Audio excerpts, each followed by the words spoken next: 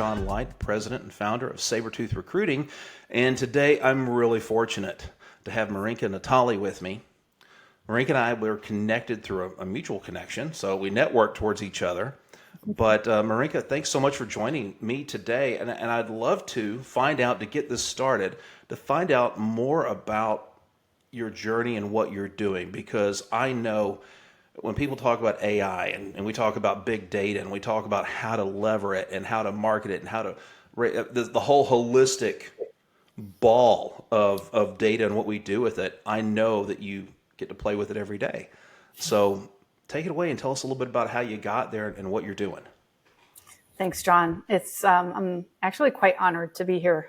I've reviewed and seen some of the previous podcasts, and they're fabulous. And so appreciate it. Thank you. So I'm Marinka Natale. I'm the founder of LYNX.IQ.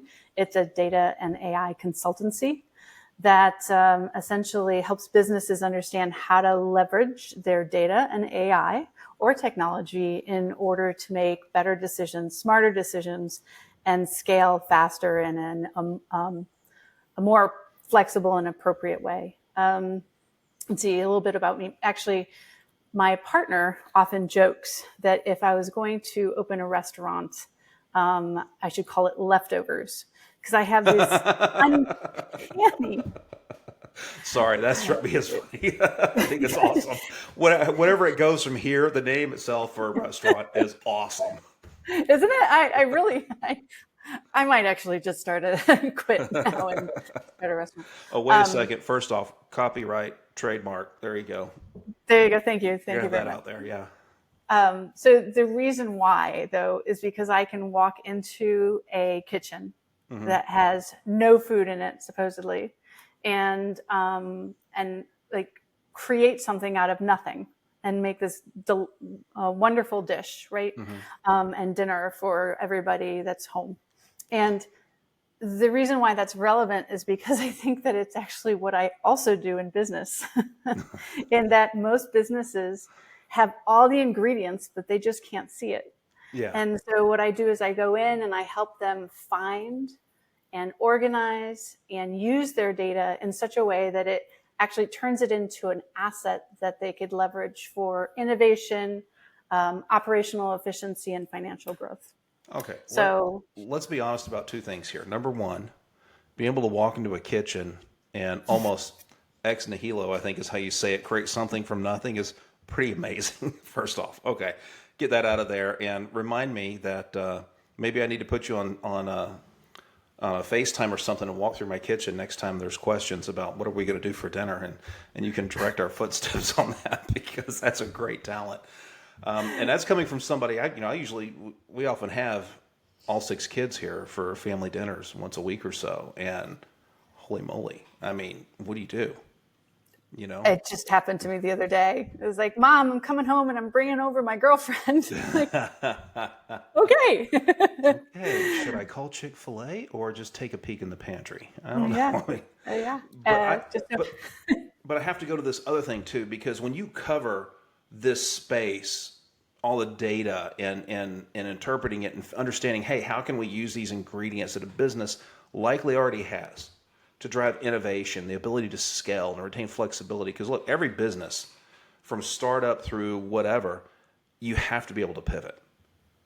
And in order to be successful, I mean, it's very unusual to see a startup that is successful and a decade later, it's still precisely the same company. There's been pivot and change and evolution and so on and so forth. So when I hear about this and I think of this galaxy or universe of what you can touch and get involved in, my question is, if you were going to pare it down, what's the one singular, biggest, hairiest, ugliest problem that you solve? Well, I think that the thing that we do is we uncover the unknown. I know that that's a little bit obscure, but that's the whole point. We, through a set of practices and methodologies, it is a science, by the way, although I do have a knack and I can explain that later. It's about debunking assumptions and challenging paradigms and really understanding culture and organizations and who they're made out of, and what their goal and vision is to do, and really look at the data and the technology that's in place, see how it matches the vision, I'm so sorry. Okay. And being able to really find the aspects that haven't been realized, that haven't come to the surface yet, because they're hidden. I think that the expertise comes in understanding systems, Okay. right? And being able to see the whole vision and understanding how it works, and connecting the dots and the components and how they interplay. But while still having the technical expertise to even down to the code. And so that, I also joke that Murphy follows me everywhere, but I think that it's really become a strength, because I have a knack for finding problems that nobody knew about and discovering them before they actually are a problem, so that you're able to fix it or pivot or adjust from a technical perspective. So, you know what popped in my head as you were talking about this? I guess, I don't know that it would be a parallel, but maybe it is. I was thinking about off-label drug use. That is to say, like Ozempic, which is big in the market today, was developed to help diabetics. Yeah. But off the label, apparently it works wonders for weight loss and curbing appetite and all this, yada, yada, yada. I'm 30 pounds away from a mall Santa Claus, so I read things when it pops up that I don't buy into the hype, but I read it. But it's interesting to me that it started, like a lot of things, not to throw this out there because it's usually out of my purview to even mention such things, but that's the origin also of the class of drugs we have Viagra from. It was That's for the little heart blue patients. pill. I was about to say something about that, right? And when you see all this data and you try to align it with a vision that a founder may have or an executive team, I kind of sit back and think part of what you're saying is there are a lot of known unknowns and unknown unknowns when you look at this, that you might find another problem that could be a huge issue that might block the ability of the company to scale or the technology to scale. You may find opportunities, legit opportunities, like, hey, how can we benefit from this as a company, deliver value either to the people that we've targeted or to other potential clients or customers.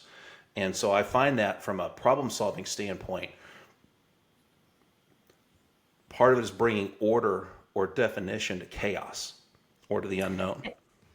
It is. And, you mentioned, so one of the examples is tied to, let me regroup here.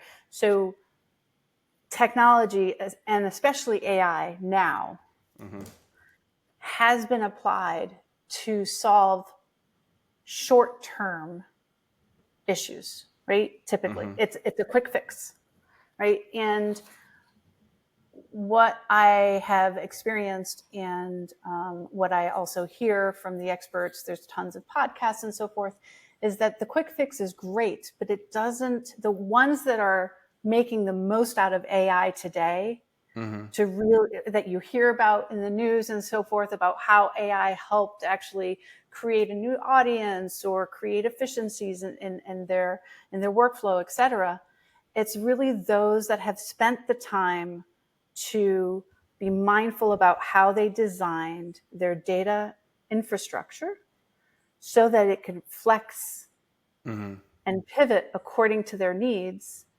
And then it just goes from there. So it's like a foundation on a house. If the foundation is kind of set up kind of without the appropriate strength, then it's going to crumble over time, right?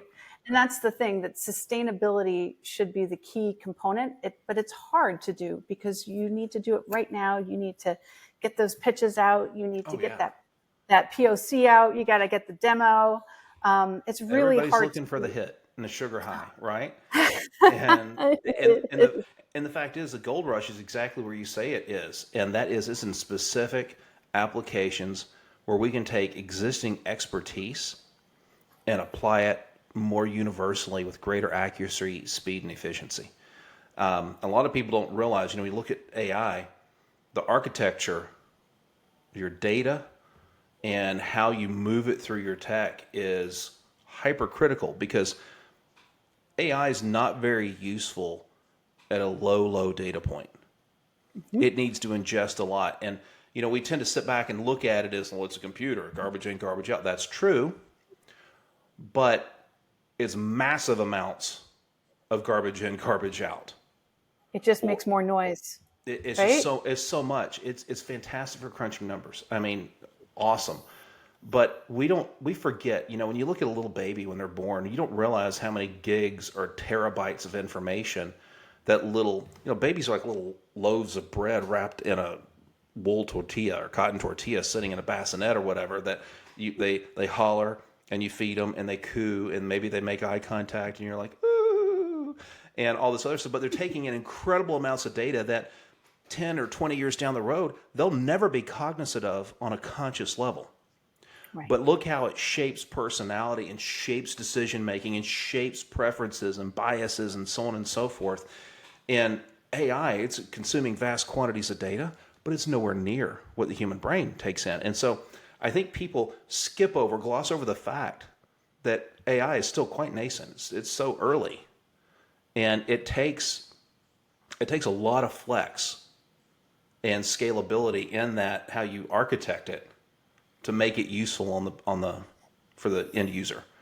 I don't, honestly, I don't know how it gets done. How the sausage is made with that sometimes, but I know it's a heck of a lot more complicated than most of the market realizes.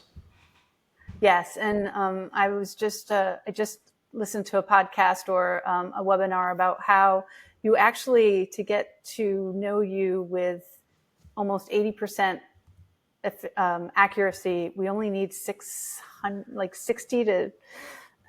or 70 pieces of information. Mm-hmm. And think about how much information you currently have about you in the system. Ridiculous amount.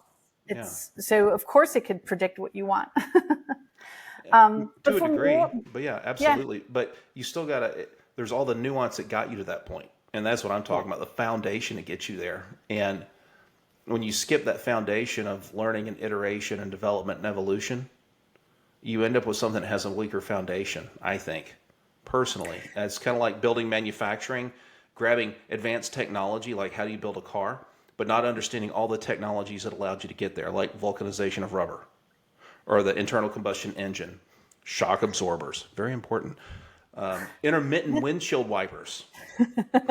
yes, that's important. And actually, that's a great analogy because the technology is the new car, Mm-hmm. but if there wasn't a car there, you really have to make sure that the infrastructure, the road systems. I mean, we talked about electric cars in the past and how you have to make sure that you have stations, and that's all built in, right? The So ecosystem, yeah. the data is really, and the technology and the stack of how you put it together really becomes that infrastructure Mm-hmm. that can pave the way for your technology and your AI.